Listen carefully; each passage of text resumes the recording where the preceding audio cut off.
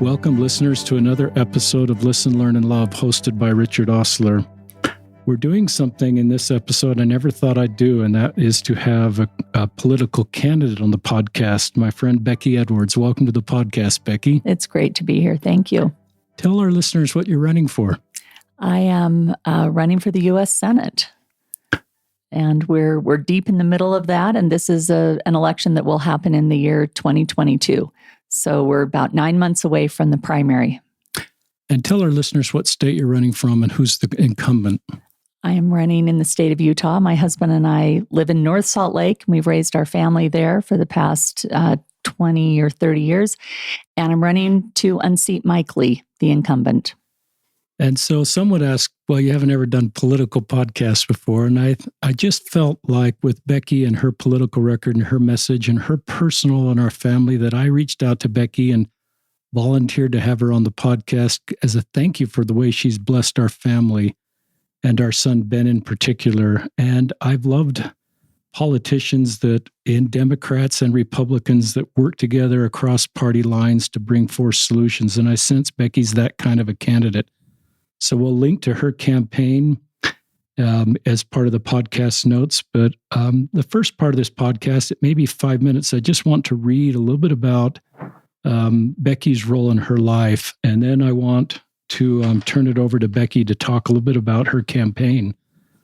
I have written a new book that'll be out in Q1 of 2022. It's called Listen, Learn, and Love, Improving Latter-day Saint Culture. And chapter 7 is called Overcoming Scrupulosity. So I'll read a little bit from this book. So bear with us and bear with me, that phrase, and this will help you understand Becky's unique role in our life.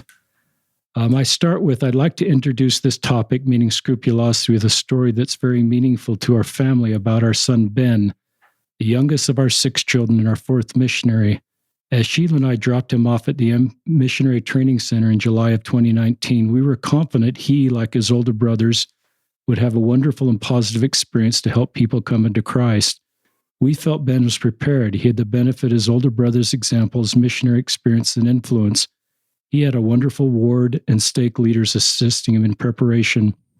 Further, Ben had a track record of doing hard things. Ben, and I won't read all this, gave up football as a Little League player. And I will read this. Ben actually donated his jersey with the name Ostler on the back to the Desert Industries. 2 years later, that same jersey was spotted in Western Africa. Ben's uncle and aunt, David and Rochelle Ostler, were presiding of the Sierra Leone Freetown Mission, and they saw a young man walking on a back road wearing a football jersey with Ostler on the back. They were astonished to see their name on a shirt worn by a young man in Africa. It felt like a tender mercy, a literal sign from heavenly parents were aware of them. This story was shared broadly by local media. When Ben was in high school, he sat in the stands and cheered on the football team, which was short-handed and experiencing difficult seasons. After his junior year, and with the encouragement of friends like quarterback Hunter Workman, Ben courageously decided to put back on those hung-up cleats from earlier as he walked onto his high school football team as a senior.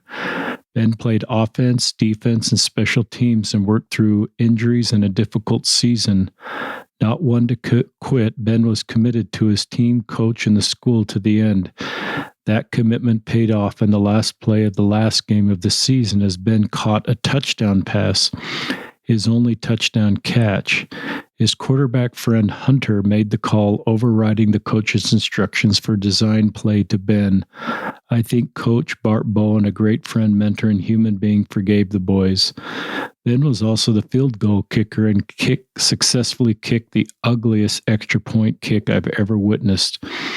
My wife Sheila and I joined Ben and his teammates on the field for the celebration, and later as Ben earned first team regional honors as a wide receiver. Ben had many Polynesian friends among his teammates and spent the previous summer doing humanitarian work in Samoa. So our entire family was delighted with his mission assignment to Samoa. He felt deeply connected to the Polynesian people and culture and would be serving the people he already loved. While not perfect, Ben was faithful and righteous and a strong testimony of the church and a love for the Savior and for others. He was leaving his longtime girlfriend Summer and headed out for a mission in Samoa. All those experiences gave us peace, confidence that Elder Osler would be a successful missionary. Sheila and I drove home to the Mission Training Center and dropped him off. While we prayed for Ben's success to find people and be protected, it never crossed our mind that his experience would expose his personal struggle with scrupulosity. That all began to change in the MTC. Elder Osler reported having a hard time feeding the Spirit and feeling worthy. No serious sins, just a general feeling of unworthiness. We encouraged him, chalked it up to normal homesickness, and believed that everything would be fine once he got to Samoa. However, after that initial excitement of being in Samoa, Elder Osler opened up to us in his emails and video chats. He talked about not feeling a Spirit, not feeling worthy, not feeling like he belonged there and in a dark place. As his parents, we were worried. This was a complete surprise. We were pleased that Elder Osler told us his actual feelings were stumped. We realized this was different than normal homesickness. Things continued to go down for Elder Osler. He talked openly about coming home rather than completing his time of service. We were supported that if this was his decision, especially since we were generally concerned about his emotional well-being, our normal, happy, and positive son was in a dark place, which was totally new territory for us. In counseling with our bishop, Jim Campbell, we learned that Elder Osler frequently emailed from Samoa to reconfess minor sins before his mission, sins that did not even require speaking with the bishop. Then our stake president, David Sturt, got involved as well. Those priesthood leaders reassured him that he was worthy. There were no belated confession through the situation. But the cycle repeated itself in a way that we had never witnessed. We all realized that something was different was happening we didn't understand. There were pieces of the puzzle we were not seeing, and our combined life experience did not give us the tools to find what was missing. Sheila and I fasted, attended the temple, and prayed.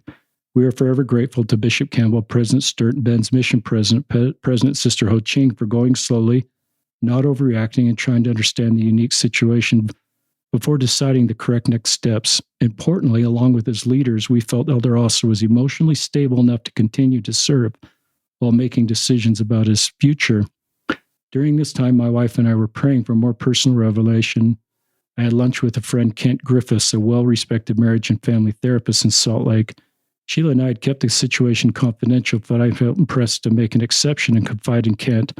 After about 5 minutes of listening, Kent typed something in a search engine on his phone and handed it to me. There was the description of scrupulosity. That definition fit Ben perfectly. We are forever grateful for Kent and his inspired expertise to point us in the path of healing. We were hopeful we had finally found the missing piece of the puzzle. I shared this information with Sheila. She found an Ensign article on scrupulosity by Dr. Deborah McClendon that had been published just 1 month earlier. As we read the article, we learned that this is not a spiritual weakness, but an emotional illness. More specifically, it's an anxiety disorder. While not clinically trained, we felt reasonably confident we had an accurate diagnosis. We shared this information with President Sturt, who worked with President Ho Ching in Samoa to get our son access to a therapist. We were blessed to learn that Elder John and Sister Becky Edwards, full-time welfare service missionaries, were serving on the same island as Elder Osler. Sister Edwards has a master's of social work degree from BYU and is a marriage and family therapist. Sheila pointed out that Heavenly Father was in the details. Sister Edwards, an experienced therapist with expertise in the area, was in the same island as Elder Osler and was able to meet with him in person. Prayers are often answered through others, and this was certainly the case with the Edwards coming into Elder's life. We will be forever grateful to this couple. We contacted Sister Edwards so she was aware of the tentative diagnosis to help Elder Osler. We then contacted Deborah McClendon and interviewed her on the podcast as a follow-up to her Ensign article. Now, listeners, I'm going to skip just a little bit through the rest of the story, and then I'm going to make sure we give Sister Edwards time to talk about her campaign. That's really the purpose of this podcast. So the end of this chapter is the outcome. With Sister Edwards' help and family and priesthood leader support and prayers, Elder Osler's emotional health stabilized. He saw hope in his future and understood that he was worthy to be a missionary. He no longer set dates to come home. He reported feeling happiness as a missionary and said to Sheila in a call home that if COVID-19 shut down the mission, he hoped he would be the last missionary standing. We, with the undeniable guidance of the Lord, found the missing and correct piece, and the correct people were put into place to give Elder Osler the tools to be emotionally stable and understand he was actually worthy to serve a mission. In March of 2020, because of COVID-19, all foreign missionaries, except the Edwards, and maybe Sister Edwards will talk about that, were evacuated on a charter flight out of America's Samoa. Elder Osler's girlfriend, Summer, also came home from Australia because of COVID. Once home, Ben chose, after a few months home, Ben and Summer felt their path was not to return to their respective missions but get married. They were sealed in the Jordan River Temple in August 2020, two 19-year-old returned missionaries starting their lives together. It was a wonderful day. And then I go on to once again thank Sister Edwards. So that's 10 minutes of a chapter in the book of just, prayers are often answered through other people. We are meeting Becky Edwards for the first time in her home. My wife and I just gave her this big hug with tears in our eyes. Part of her campaign staff is here, and we would want to do anything we can to support Becky and John for what they've done. Ben has this nagging football injury, and so there's your husband helping him on his nagging football injury. And one of our friends, Mike Metcalf, that you would know, said, well, John is one of the top orthopedic surgeons in all of Utah, performing knee replacement surgeries in Samoa, that on the side is helping our son with his nagging football injury. So anyway, Sheila and I are just so grateful for you, Becky, and taking this time out of politics to be in Samoa and now stepping back into the political world. And with that, I'll just kind of turn it over to you. Anything you'd like to share with our listeners? Well, thank you so much for the invitation to be here today. And my first introduction to your podcast was through your interview that you had with Deborah McClelland about scrupulosity. When I was working with your son, who to me will always be Elder Osler, I love him. He's such a great young man, and hearing this story again as you're reading it right now does bring back so many memories of that our time together on the island of Tutuila in American Samoa. And when I first started working with Elder Osler, it became so clear that the Lord is in the details of all of our lives. And in this particular instance, it was a tremendous privilege to sort of be part of that. And I have reflect on sitting outside. When I first was working with him, they were living in a small, I think they'd converted a room of one of the churches there in the furthest east side of the village, of the island. And we lived sort of in the middle of the island, and we'd drive out there and we sat outside, and the ocean was maybe 50 feet away, and chickens, and there were stray dogs that the missionaries sort of had adopted and went from one set of missionaries to the next and the next. And these were wandering around as we were trying to have a connection and build a relationship built on love. His love of the people, his love of the work, his love of what he really knew he could and wanted to contribute in that role as a missionary. And it was a wonderful experience to witness that the growth and the development that made it possible for him to make the decision to stay on his mission and move to a different area on the same island eventually and flourish like none other. When the missionaries, as you mentioned, were evacuated out in March because of COVID, my husband and I stood in the airport. And of course, it's one of those airports with no walls as you look outside of the waiting area, and you can see the plane is there and people are walking and you see them, and just tears were running down our eyes. And we're thinking, we are so alone now here on this island. There was another senior couple that were both working also at the hospital with my husband. And we missed those young elders and sisters. And so did the island, actually. People we'd see, members and non-members alike, were very mournful at the loss of their spirit and their real desire to serve and be connected with the people. So it was awfully sad when they left. And could you have gotten on that flight? And did you know if you didn't get on that flight when you'd be able to leave?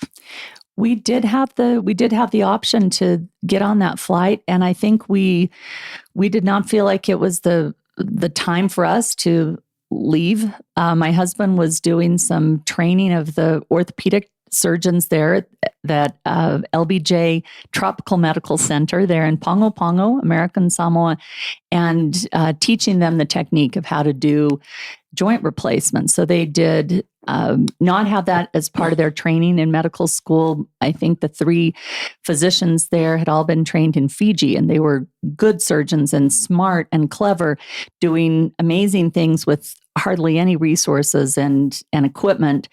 And so they were ready and primed to learn this new technique. And through about 100 miracles, they were able to bring in equipment from the medical rep company Zimmer Biomet that my husband had worked with, doing 3,000 knee replacements through his career. And those same folks that he'd built this relationship with all those years came to American Samoa, brought $1.9 million worth of equipment on an island that this would have been completely unheard of.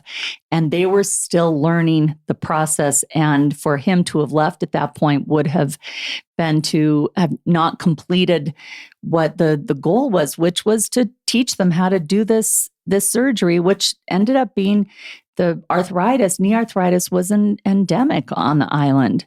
And so they got to the point where their confidence and their capacity grew. And really when we left, they continued the program, and it was sort of the perfect model of what self-reliance in the church is. So it was very gratifying to see that.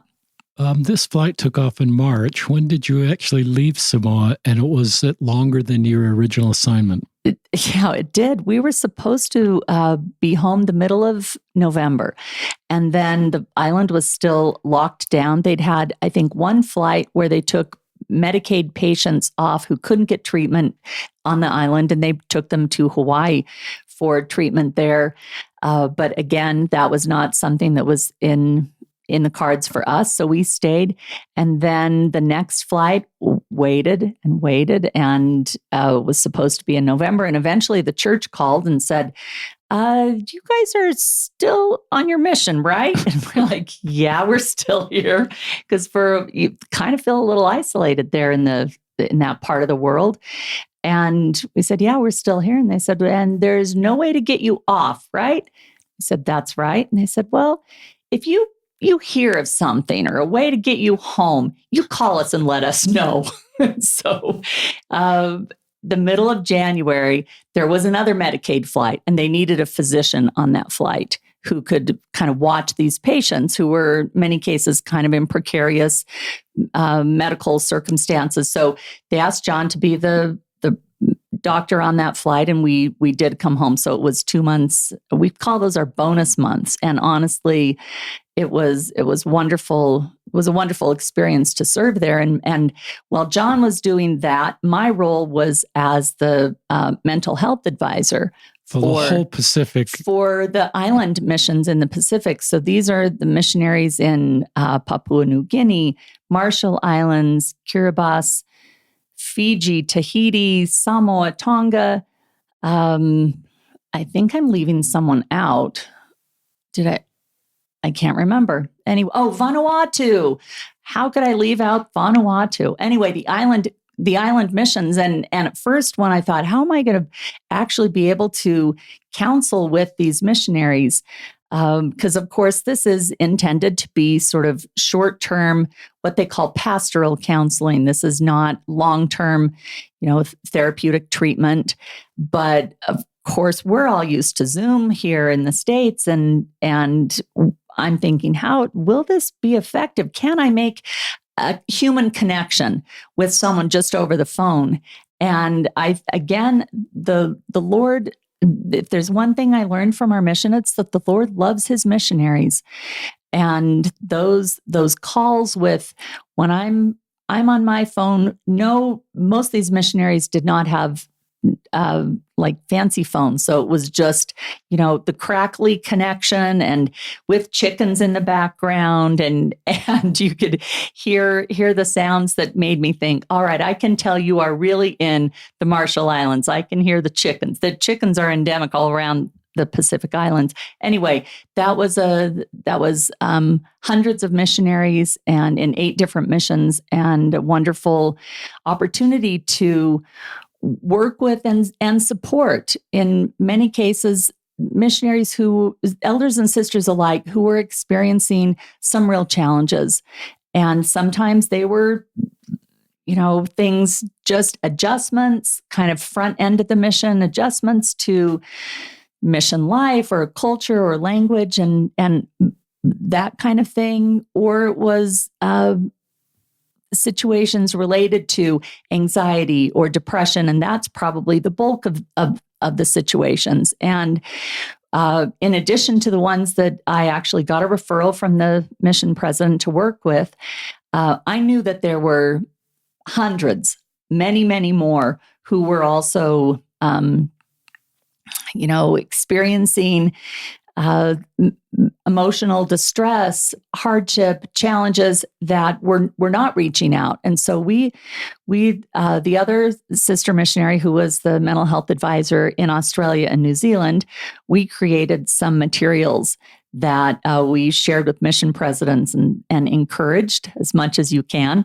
Why don't you use this as part of your zone conferences, this small little video, this small material? And the church actually has some really great materials. The program that they use for all missionaries adjusting to missionary life. It's a great program. And I actually feel like they should just take that adjusting to missionary life out and just call it adjusting to life. It's a great resource for people in general. And it's based on good material. And then, of course, has the sort of gospel overlay.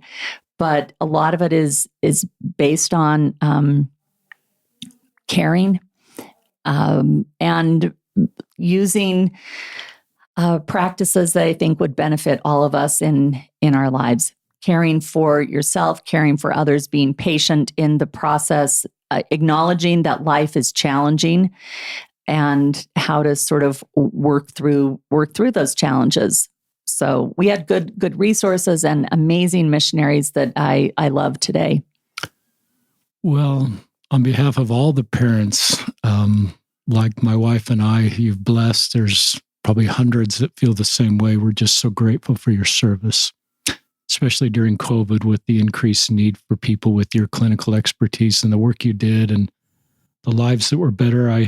With scrupulosity, I wish I'd learned. I wish as part of mission training that some of this was sort of brought to the attention of leaders and mission, because I think we could have seen some of the signs earlier.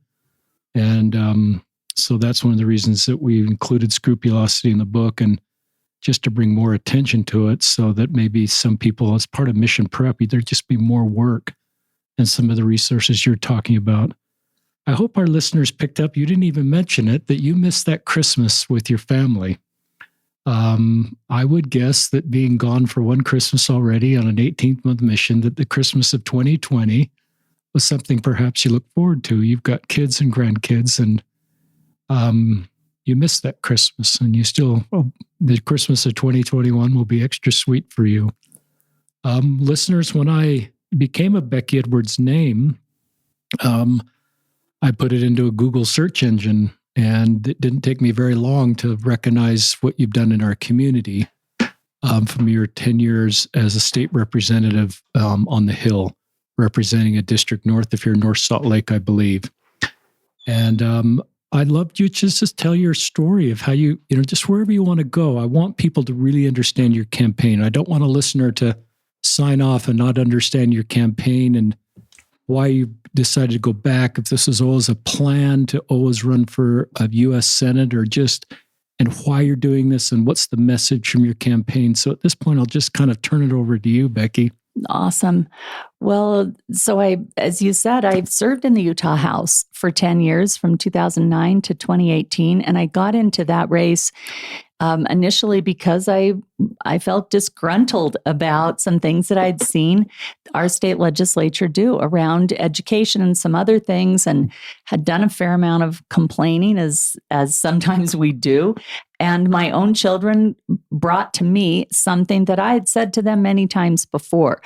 Instead of just complaining, maybe you should get involved and do something about it, make a difference. And I thought, you're actually right. Whoever told you that is a genius. I should, and I will. And so that was in February of 2008. By 1 month later, in March of 2008, I had filed to run in the Utah House, and was very fortunate to win that first election because I was running against an incumbent, and that's kind of a difficult thing in Utah. So this is on the Republican side. We had a primary on the Republican ticket there in Davis County, where we had raised our 4 children, and now we have 10 grandchildren, and proceeded to serve for 10 years. And one thing that I had always said was if I was so fortunate enough to be elected for 10 years, that at that point I would step down, because I'm a believer in term limits. And it's not part of our law in Utah. You're not required. We don't have term limits, but it was important enough to me to do it regardless. And I knew it was important. And so I stepped down, and my husband and I, 5 months later, were on a plane to American Samoa, where we had always planned on serving a mission. And he just took a sabbatical from work, and now he's back at work as an orthopedic surgeon. But during my time that I served, some of the most cherished experiences I had were hearing people's stories, and figuring out how to solve problems that people were experiencing. And even though I'd lived in this community for decades, there were people and stories and places and streets that I had never been on, that I had never experienced. And so knowing right away that this would be one of the secret weapons of my service,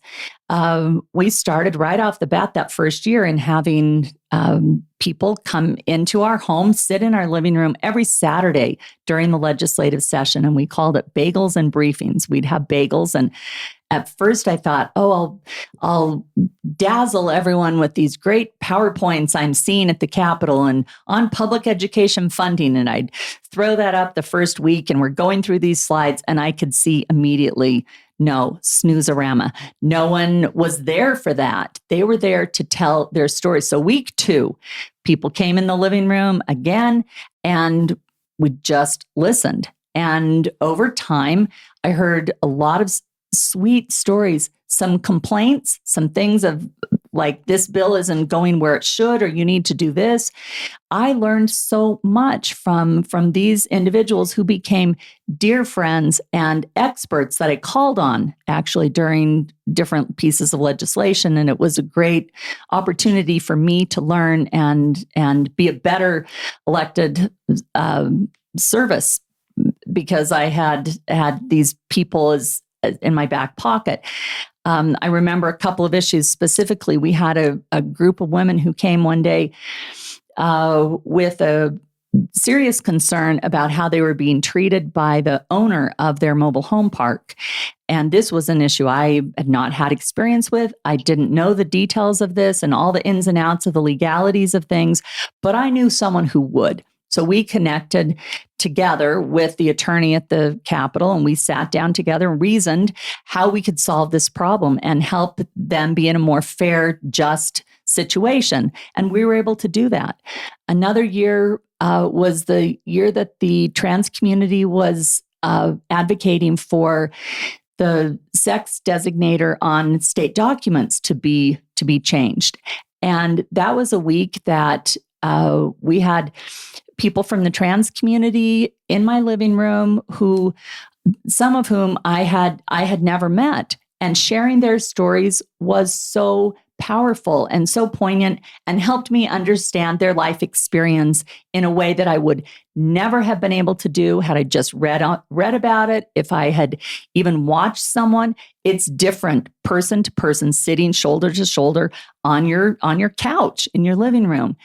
And so when I decided to run for the US Senate, this was one of the things I was most concerned about. I'm like, how will I be able to be as understanding and responsive without this opportunity like we've been doing all for 10 years? Because we did this every Saturday during the session for 10 years. So it's hundreds of people in and out of our home. And then I thought, okay, cannot have everyone in the living room. However, as a symbol of this desire and intentionality around listening and gathering people's stories and then acting on them, we're going to take a piece of our home around the state. So we have a yellow couch actually from our home, and it happens to fit in the back of our Volkswagen Atlas. So we're taking this yellow couch around the state and plopping it, in front of ice cream parlors on Main Street in different towns, or in a park or a community center, and just talking, listening, learning, and then taking that really important next step of actually looking at how to act upon that knowledge. And that has been every bit as gratifying as you would imagine. And the generosity of people to share their stories is amazing. I love that. I've seen the yellow couch on social media, but I haven't learned the backstory that that's actually the couch from your home, that 10 legislative sessions you had people in just to listen to their stories.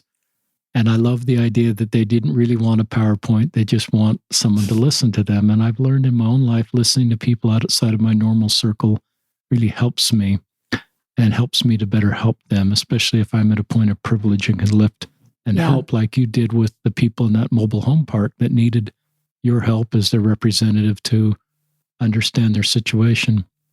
Talk more about your campaign if you want to, and just what, I'm kind of a marketer, so I would naturally think, if you're in a Republican field, you would draw some distinctions between you and other Republicans, as that's the first phase of your campaign. Do you want to talk at all about that? Or another question is, if I talked to you back in Samoa in a private moment, would you have said, when we get back, I'm going to run for U.S. Senate? Or did that come before or after? You could talk about just this really big decision to, it sounds like you always want to be back in politics, but you could talk about just why this race in particular. Like most Utahns and Americans, I had been watching the divisive nature of politics increase over the years and seeing how destructive that is to our democracy, and then also how ineffective it is for creating change and moving things forward in a positive way.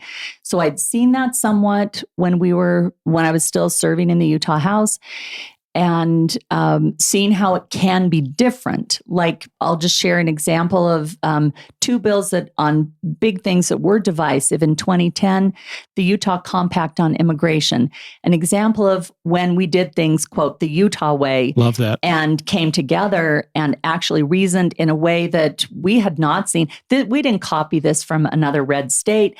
We didn't think, oh, this is a recipe we'll just put together. We did old school, sit down at the table, bring in a bipartisan way, and make sure that every voice was heard. That was an example of some really effective movement on an issue that ended up being very important in our state. Another example of that was in 2015, the anti-discrimination legislation that I think if we had heard that bill in 2014 or 13, it could have had a different outcome. But everything was just sort of perfectly aligned in 2015, and all parts of the conversation, people were willing to come together with sort of a generosity of spirit and a willingness to listen and learn.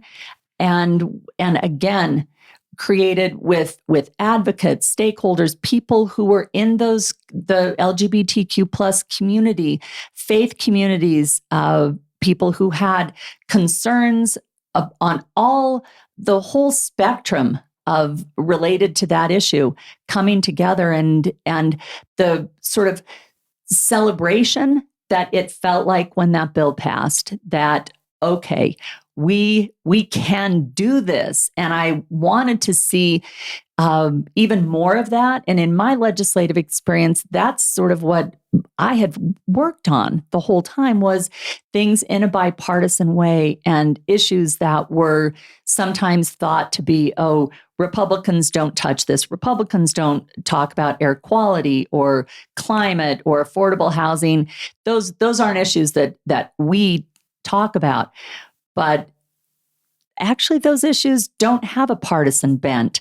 Their clean air affects everybody in the state, and affordable housing matters to rural communities, urban communities. It's across the whole state. So I found, for me, my most effective times as a legislator were the times when I did that very same model of bringing people together and working in a bipartisan way. And so this was why it was really distressing when I started to see this even escalate more, the divisiveness, the hyper-partisanship. And maybe part of it was coming from an outsider lens a little bit, being removed from the politics of it and watching from afar and thinking, wow, they're just Utah.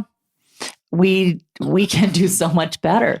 We can do so much better. And this type of representation in our federal delegation is not productive. And so when we got home, as I said, the middle of January, I started to reflect on that more, because while you're on your mission, you're pretty engaged in that and wearing your missionary hat. But then when we got home, I thought, this is actually a real travesty for our state, and we need to see a change. And I started to list off all the things that I wanted to see in someone who would be a better representative, a better type of leadership. And it did include things like intentionality around being inclusive, being someone who listened to all sides, worked in a bipartisan way and across the spectrum within the Republican Party as well. And the more I thought about the issues and the need for a different type of conversation, it actually just hit me. I thought, actually, that's me. That's what I did when I served before. And so I thought, I'm going to live with this for like a week. I'm going to see how this feels. I'm going to act as though I am running and see if this seems like a good thing for me. So told my husband, he was all in. And the very next day, I said, John, I don't need a week. I'm in. This is too important. And I think that I can take the very same things that I worked on in the Utah House and have that same approach in the U.S. Senate. It's so needed. We really do need and deserve. And these are the same kinds of feelings and aspirations that I'm hearing from people as we're going around the state for a better leadership, for better politics and better solutions that can make people recognize the type of things that we see on our federal delegation. That's a great story. I've always wanted to hear that story of just, I've wondered if when you went to Samoa, you knew you were going to do this, but it sounds like this came later. Yeah. In a very short period of time. And then you're very resolute that this is what you're going to do. And as I've talked to your husband, you guys are both all in. And I've been all in from the beginning. And, I just think it's really, I think it's, I'm careful, listeners, because I'm not trying to endorse political candidates on this, but I recognize, just the need for civil discourse. And I love when we can come together and solve things. I'm going to read, and then I did a Facebook post right before the last election on October 25th, 2020, and I wrote down my voting history, listeners.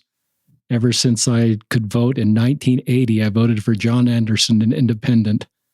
And here's what I wrote I voted for 5 Democrats and 5 Republicans and 1 independent. And then I wrote, please make space for Latter-day Saints. They can vote for candidates of any political party. No one should feel they are more or less faithful based on how they vote. And I've wanted to create space in our faith for, and that's why I may reference Elder Oaks' talk, just creating space for people to vote for any political party as Latter-day Saints, and some people always vote Republican, some people always vote Democrat, some like me kind of vote a little bit based on the candidate and the issue that's important to me. But I think that's one of the reasons I've been in the center of my voting history, is I've really drawn to candidates that I've perceived are not sort of flamethrowers. I've recognized you can get a big political following by being a flamethrower on the other side and create a lot of fear and anxiety. And I've always liked ones that could just, develop a campaign based on the strength of their campaign and the issues they stand for, and have a fact-based discussion with the other side without sort of villainizing it or flame throwing it. And that's why I love the Utah Compact and the other legislation with the non-discrimination, because to me, that's the kind of political work that I think is so needed on a national level. Any thoughts on any of that? I agree wholeheartedly, and I think there is a real desire for people to see more of that. In my own life, I've had some really great examples of doing work around bringing communities together. I don't have to go back very far to see these examples, but my grandmother grew up in Owyhee, Nevada, on a Shoshone Indian reservation, and these were her friends. They worshiped together. They went to school together. They lived together. This was her community. And later married my grandfather and came into the LDS faith later in life. But it was always a natural part of her life and her history to have had this very expansive view of humanity, and that it was more than the life that she was creating for her family in Ogden first, and then in Salt Lake, where my dad was born and grew up.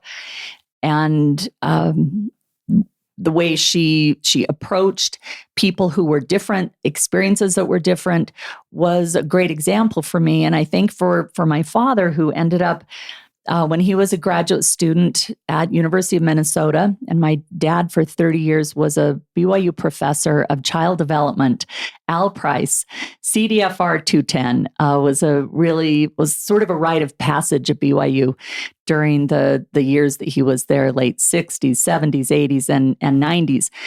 And but when he was a graduate student, he and a small team were tasked by President Johnson to create curriculum and start the first Head Start program. And so here he was with a group of, I think there were 10 of them. They wrote curriculum because his doctorate was in early childhood development. And they rode on the buses down to Mississippi. With half the bus were people registering individuals to vote, and the other half was folks with Head Start, helping register kids and train teachers and find locations for the Head Start programs to run. These were experiences and stories and people that informed my dad's life experience. Again, as someone who grew up in Ogden and Salt Lake, he did not know those stories, and he did not experience the same things that these young parents in Mississippi and other places in the South that he was there trying to empower, to help their children get the education so they could have some more equal opportunities as they encountered their lives. That became just sort of part of the things we talked about at the dinner table, and that approach to life. And so then when my husband and I served a mission, actually, before we went to Samoa, we had served a mission in the Oxbow County Jail in Salt Lake, like with the Salt Lake Inner City Project. That's so cool. And so this was the programs division. These were individuals. It was a male unit, and these were individuals who were incarcerated because of crimes related to some sort of drug or alcohol infraction. And so, again, this was not in my life experience, but we did not take us very long before we began to love those brothers. We met on Sunday morning every week for church, and met behind the glass and counseled with them and talked to them what were their plans when they got out and how we could help them find a place to live, a place to go to church, and also find a job. And I just want to share some real positive experience that came of that. These were folks who had some really hard times, clearly, with addiction and criminal history, et cetera. But when we walked in, my husband and I walked into sacrament meeting with these individuals, and we did this dozens and dozens and dozens of times over 2 years. Every single time, there were people in that ward. There were people in the bishoprics who came and opened their arms and said, welcome.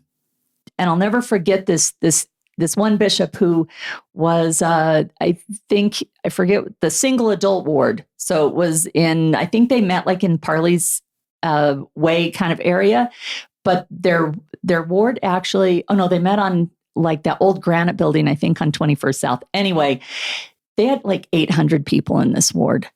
And so this bishop was probably pretty maxed out. And we're sitting there with our brother from Oxbow, who's just been out of jail for 2 days. And we're sitting there, he's talking to the bishop, and this brother starts to, share his history. And the bishop just puts up his hands. He says, hold on, just pause. There will be plenty of time for that later.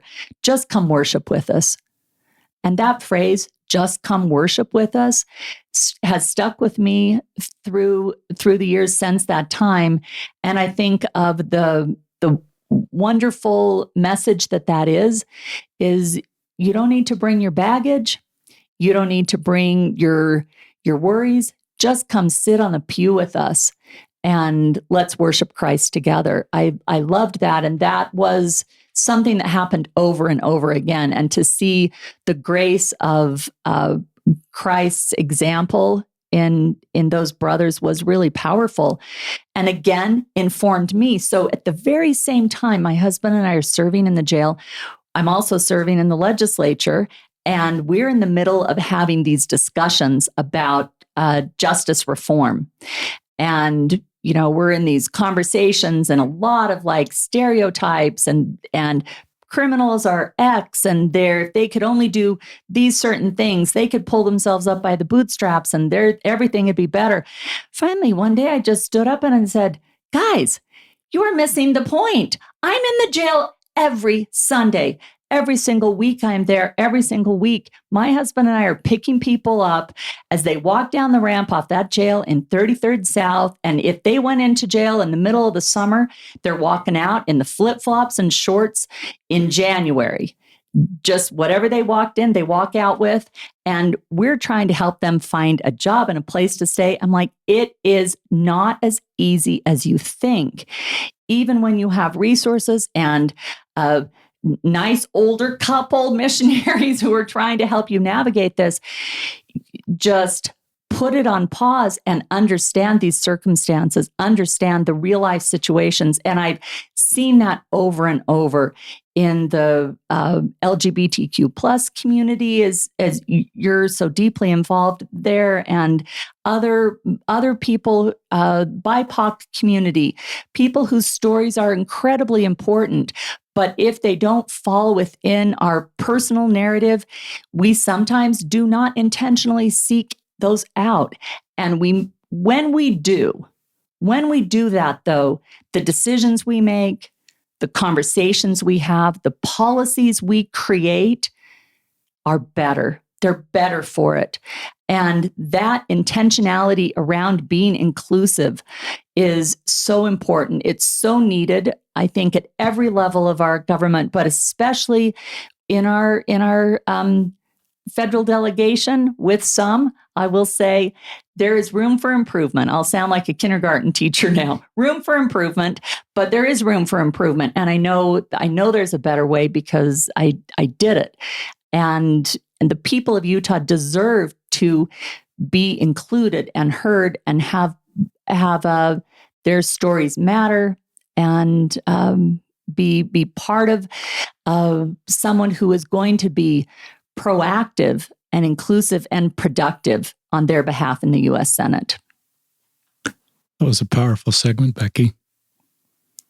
Really resonated with me and I think with our listeners, and very much brings us together as the same human family. I think of Brene Brown's quote, "People are hard to hate, close up, move in." And there's something about the practicality of you being in the jail, you and John, and the humanization that creates when you hear people's stories and know that it's not that simple and they can't just pick themselves up their bootstraps. And we can come together as a society through legislation and through other resources to help those that have a harder road. And I love your track record of doing this. This isn't theoretical with you. This is real life 10 years of doing it. That's one of the strengths of your candidacy, and your life story, your clinical expertise, your master's in marriage and family therapy, and your role at the legislature, your service in many circles that just give you this perspective. I love this quote, kind of resonates with me. When I was a YSA bishop, a lot of the YSAs they had so much anxiety and fear. And I listened to them listening to the respective news channels, whether side of the political aisle they're on. And I finally started telling them, stop listening to the news, because I recognize some of that news is I want people to be informed, but I recognize, and I don't want to call out any certain channel, but if you're just listening to news that just creates a feeling of how bad the other side is, it creates a lot of anxiety and a lot of fear. And I think it's one of the great ways to divide us. I love this quote from Brene Brown that you don't need to hear, Becky, because you already understand it. You're not doing it. But common enemy intimacy is the opposite of true belonging. If the bond we share is simply we hate the same people, the intimacy we experience is intense, immediately gratifying, and an easy way to discharge our outrage and pain. It's not, however, fuel for real connection. So I recognize that we sometimes come together as a political party or different circles, and our connection is kind of taking on the other side. And I like kind of a higher, holier law where we can still come together in political parties or religions or different circles. We can just come together on the facts of that party and the platform of that party and have a fact-based discussion without demonize or taking on the other side in a fearful way. I've worried about the increased anxiety and stress and fear, the divisiveness of politics abroad. And so I'm drawn to candidates naturally that are, I call it a higher, holier way. You're not selling out any of your political values. You're not somehow waffling by, you're not. You're just taking you're taking the strength of your political platform and putting it in a practical application to bring forth ways that bring us together and solve real problems. So it's not an easy road. I guess any road as a politician's not easy, but I really respect. So if you want any thoughts on that, but I'd love you to listeners, when Becky started running, I'm on social media. I'm old for social media. That's another story. But suddenly all my LGBTQ friends are like, love your campaign. I'm on Twitter and they're retweeting your campaign. And all the moms with gay kids are just big fans of you. And there's this whole, and I'm recognizing, wait a second, I don't know Becky has any connection with the LGBT community, but there's these multiple communities that are deeply connected to your campaign. So you kind of touched on LGBTQ, but any just backstory of how you're comfortable in this space and sort of bringing that group of people together? I think it was certainly something that just happened quite naturally, which is sort of how it should be. It should be completely natural and normal to look around and realize that on your campaign, as I did, once we sort of got organized and we were working on things, to recognize one day, wow, actually, we have a lot of individuals working on our campaign who are in the LGBTQ plus community. And isn't that awesome? And it's awesome because they're experts in their own sphere of their roles here in the campaign. So it's really great to have them working on the different issues and bringing their skill set as it should be in all situations. That it just is a very natural thing. But as that, knowing that there are communities who do feel unheard and ignored and marginalized, and LGBTQ plus certainly being one of those, we've had some intentional conversations around this with members of our team, and brought actually people on specifically to make sure that our messages reflect the intentions. And so I continue to learn as well. But for me, it was always just based in love, in a natural extension of outreach that was beautiful. And I think sort of how it should be. This should be something that as a community, we reach out and we understand, and we hear again stories that help educate, inform our view, and then our actions follow from those. So it's actually been one of the real privileges of the campaign, but it was never any type of a quota or a affirmative action or anything like that. It just so happened to be that we got a lot of people who are really good at what they do, and just happened. And it seems consistent with the earlier message when you took on some of those political issues, that they weren't a Republican issue or a Democrat issue. There's the human issue. And I think LGBTQ, perhaps some people unaided would put that more in the Democrat platform. But I just recognize what you're helping us understand. That's a human issue. And it can be, in the work that Utah did in the non-discrimination. I kind of think sometimes of Apollo 13, if I've got this right. My wife's really good at movie lines, but Houston, we have a problem. And then that leader of the NASA team, I think this will be our finest moment. Talking about the reentry and NASA's finest moment in one of their most difficult places. And I think this can be our finest moment politically if we come together. You have a track record of doing that, and I think your campaign wants to do that. So I have hope that candidates can step forward, and it can be our finest moments as Americans and Utahns to work together for common goals and reduce the political divisiveness. I think for those of you that are LDS, I think our senior leaders of our church are worried about this within our church, is the divisiveness and the divide within our church. And religion just can't be an extension of our political parties. It's got to be, but our political parties can lead by reducing the divisiveness. In this last segment, I'd just love you to tell people how they can support your campaign, your sort of call to action or invite of what people can do to help the Becky Edwards campaign for U.S. Senate, and or anything else you'd like to share with our listeners. Well, I do want to just empower the listeners that their voice matters. And voting is the number one thing that people can do. And I think this has been one of the real destructive parts of what we've seen of late, is that especially young people feel so disengaged and disgusted in many ways with the rhetoric and the type of thing we're seeing on a national stage. And they're feeling discouraged and thinking if this is what it is, if this is what politics looks like, I want no part of this. We're talking about the negativity and the vitriol.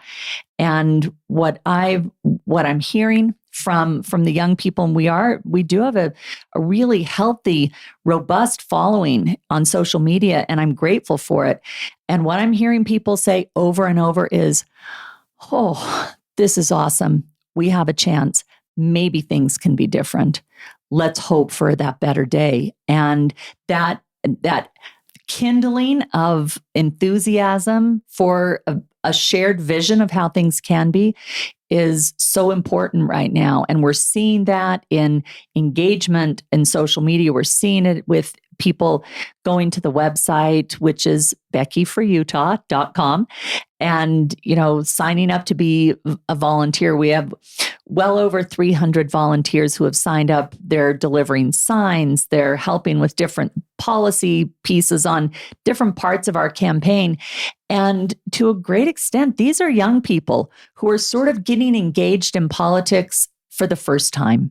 And that's incredibly exciting. That's fun to see folks kind of see a vision of their voice mattering, and that they can be involved in something that they can feel proud of. I had one young woman who was grew up in Salt Lake and now lives somewhere else. And she talked to me one day and she said, I'm embarrassed to be from Utah now. I always loved telling people I was from Salt Lake, and I'd talk to them about all the great things about being from Utah.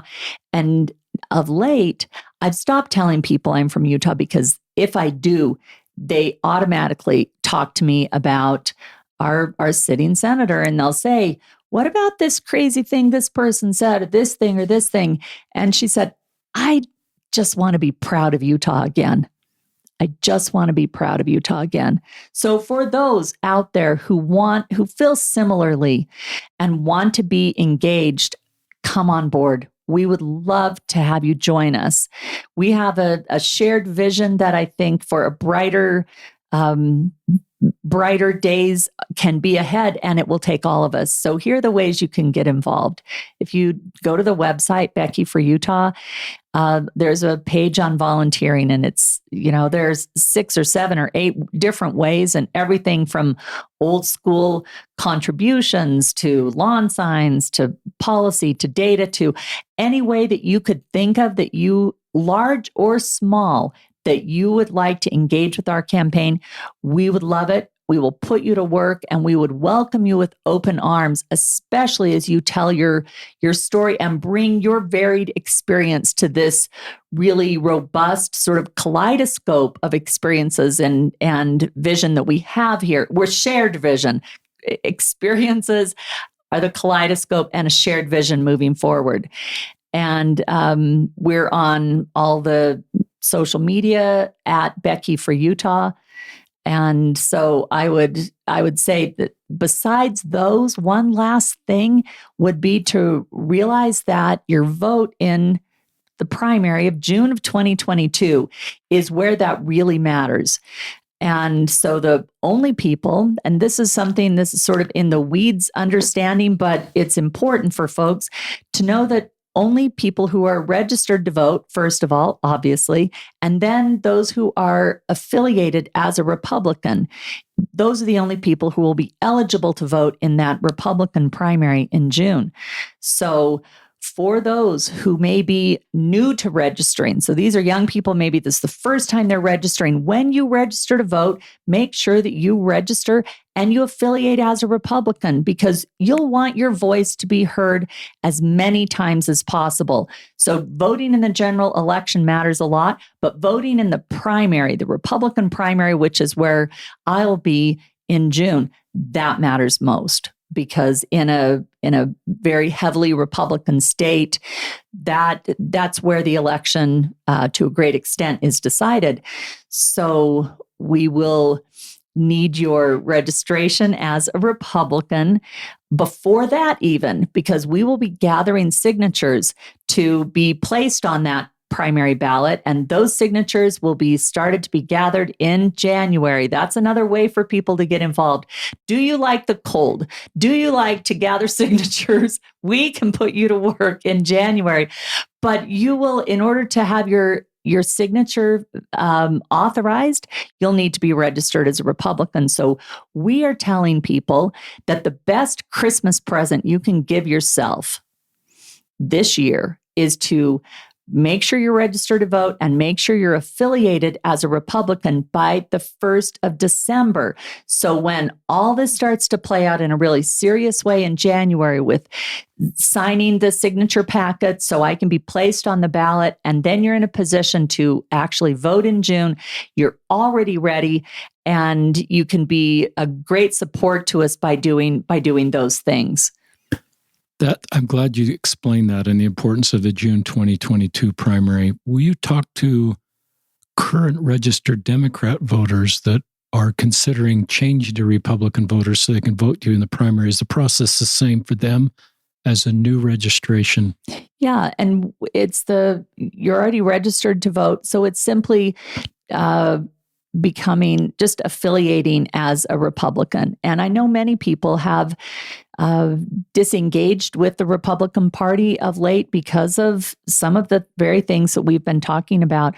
So for those who have either never been a Republican, not yet, or those who were and have left, we want you to come back. It's going to take all of our voices sort of unifying together for this better, brighter future that I know is possible. And with the U.S. Senator who is able to be that productive, proactive, and inclusive kind of representative for the state.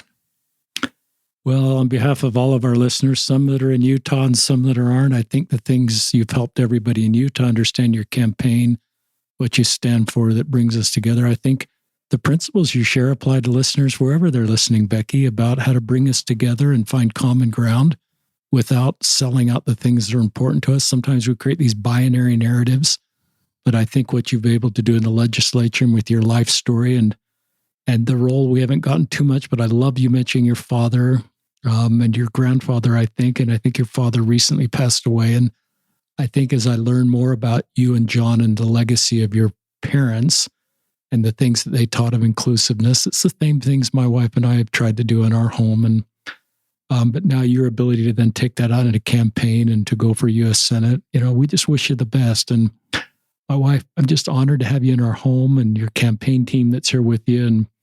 And just one last time, just tell our listeners where to go for your website. It's beckyforutah.com. And yeah, we'd love to have more folks join us. This is a very important sort of pivot point for the country in the U.S. Senate. With only 100 members in the U.S. Senate, one voice matters a great deal. And so this has an opportunity to change civic dialogue in a really important way. And I want to just share one last thing, as we're coming to the close here. I mentioned my father and grandmother and the experiences John and I have had, but I want to close with John's dad, who was the longtime BYU football coach, Lavelle Edwards, and he was one of the very first, if not the first, coach to really go to recruit what he called his island boys. And he loved the boys from the islands. He loved his Tongan players, his Samoan players. And he used to actually, back in the day, recruit on island. And one of the first times that we went to like a steak event or something, it was a cleanup at a park. And John and I were there with a bunch of other people cleaning up the park. And this man came up to John, my husband, and he said, I'd heard you were on the island, but I hadn't met you yet. I wanted to come say hi. And John turned around and the man said, my name is Kalili Hunt.